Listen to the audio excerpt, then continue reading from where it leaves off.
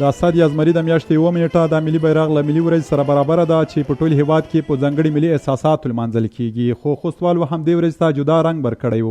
ملي احساس په زړونو کې دومره ځای نیولی و چې پر مخ یې 3 رنګه بیرغونه رسم کړي وو. حماسي سندرو، ترانو او د افغانانو ملي اتڼ دې ویاړلې ورځ ته جدا ښکلا ورکړې وه.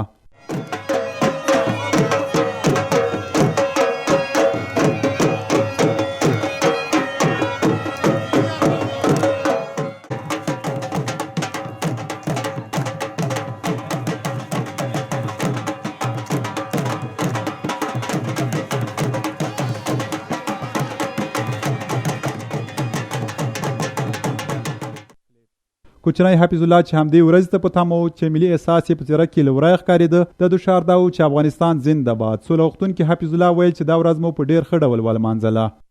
دغه نن ورځ چې وه د بیرغ ورځ وه، دغه ورځ مونږ ولمانځله په ډېرې درناوي او بیرغ مو اوچت کړ، جشنونه مو وکړل، اتڼونه مو وکړل.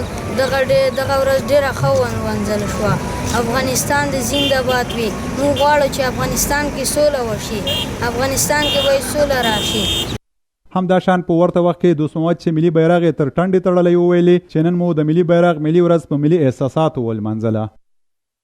موږ دغه ملي ورځ په ډېر احساساتو او ملي روحیه سره ولمانځله او موږ دلته ډېر جشنونه هغه ترسره کړل او د خپل ملي بیرغ مو اوچت کړو او خپل ملي احساسات مې راوپارېدل او د افغانستان زنده باد.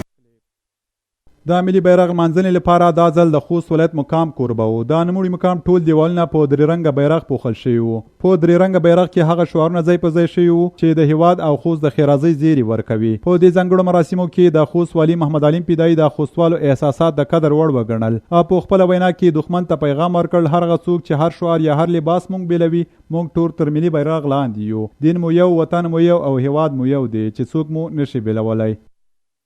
دا هغه دشمنانو ته چې په هر لباس چې افغانان په هر نوم او هر شعار باندې سره بیلوي، ورته پیغام دا دی چې موږ ټول تر دې بیرغ لاندې یو دین، یو تاریخ، یو هویت، یو ملت او یو وطن او هیڅوک مو په هیڅ نوم باندې ویشلی نشي. د رنګونو په پای مراسمو کې د خوست وتلي سندرغاړي ګلروب شوقي د سولې سندره زمزمه کړه چې مینوال یې خوښ وساتل.